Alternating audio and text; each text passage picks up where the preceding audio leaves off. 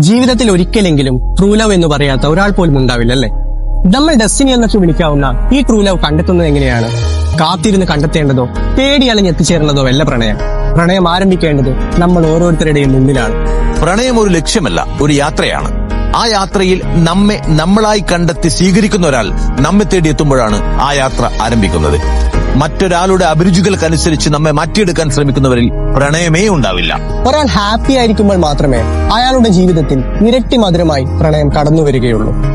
പരസ്പരം കണ്ണുകളിൽ നോക്കി ഞാൻ നിങ്ങളുടേതാണ് എന്ന് പറയുന്നിടത്ത് ആരംഭിക്കുന്നതോ അവസാനിക്കുന്നതോ അല്ല പ്രണയം. മറിച്ച് കണ്ണുകൾ അടഞ്ഞു കിടക്കുമ്പോഴും നിശബ്ദമായി പരസ്പരം സംവദിച്ചു കൊണ്ടിരിക്കുന്നതാണ് പ്രണയം. ഒരാളുടെ മുന്നിലിരിക്കുമ്പോൾ നിങ്ങളിൽ സമാധാനം നിറയുന്നുണ്ടെങ്കിൽ, യാതൊരു മടിയും ഭയവും കൂടാതെ അയാളുടെ മുന്നിൽ നിങ്ങളുടെ ട്രൂ സെൽഫിനെ തുറന്നു കാട്ടാൻ കഴിയുന്നുണ്ടെങ്കിൽ, ആ ഒരാളിലാണ് നിങ്ങളുടെ പ്രണയത്തിന്റെ വേരുകൾ പൊടിയുന്നത്. ട്രൂ ലവ് നിങ്ങളെ തേടിയാണെത്തുക. അതൊരു മായാജാലമേ അല്ല. നിങ്ങളുടെ ട്രൂ സെൽഫിനെ കണ്ടെത്തുന്നതിനായുള്ള ആത്മസമർപ്പണത്തിന് നിങ്ങൾക്ക് ലഭിക്കുന്ന തികവത്ത ഒരു പ്രതിഫലമാണത്.